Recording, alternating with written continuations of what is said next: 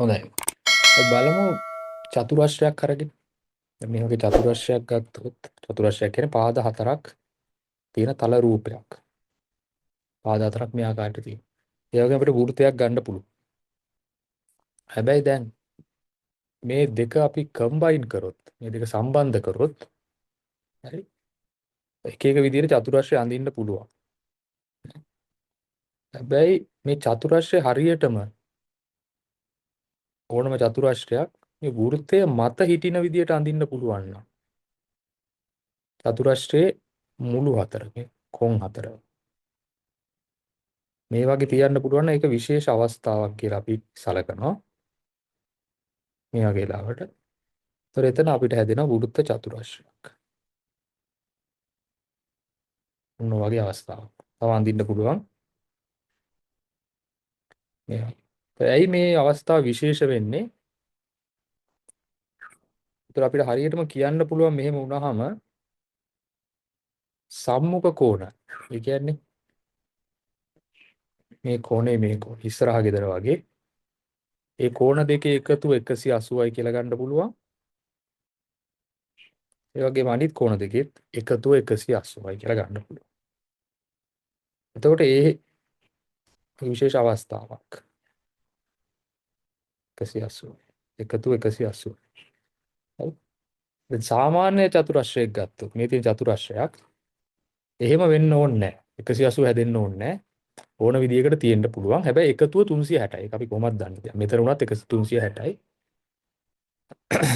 මේ අවස්ථාවේ මේ කෝණ දෙකේ එකතුව 180 වෙන්න ඕනේ නැහැ. වෙන්න පුළුවන් ඒ වුණාට ඒක අවශ්‍ය දෙයක් නෙවෙයි. ඒක වෙන්න ඕනෙම නැහැ. හැබැයි මේ වෙලාවේ අනිවාර්යයෙන්ම වෙනවා. ඒතර උදාහරණයක් කිව්වොත් ඕන වෙලාවක අපිට මේ කෝණ ටික හොයන්න පුළුවන්. කෝණ දෙකක් දීලා තිබ්බනම්. දැන් මෙතන කෝණේ අංශක 80යි කියලා දුන්නොත් අපි කෙලින්ම දන්නවා මෙතන කෝණේ 100යි. 180 හැදෙන්න ඕනේ හින්දා. ආයි මෙතන කෝණේ අංශක 95යි කියලා දුන්නොත් අපි දන්නවා මෙතන කෝණේ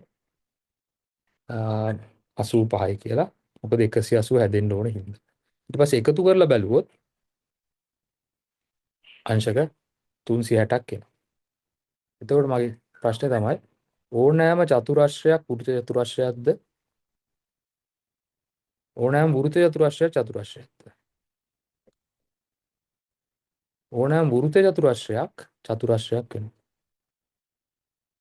හරි. හැබැයි චතුරස්‍රයක් වෘත්ත චතුරස්‍රයක් වෙන්න මේ අවශ්‍යතාවය සම්පූර්ණ කරන්න ඕනේ. ඒකට හැම චතුරස්‍රයක්ම වෘත්ත චතුරස්‍රයක් නෙවෙයි. අපිට අවශ්‍ය සම්බන්ධ වෙන්නේ ගණන් හදන්න මේ කෝණ දෙක මම ගත්තොත් xy කියලා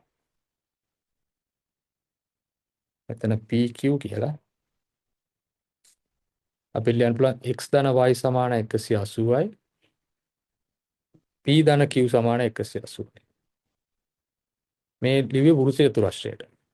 දැන් චතුරස්‍රය බලලා ලිව්වොත් ලියන්න පුළුවන් x ධන y ධන q ධන p සමානයි 360යි. මේ ලිව්වේ චතුරස්‍රයට. හරි.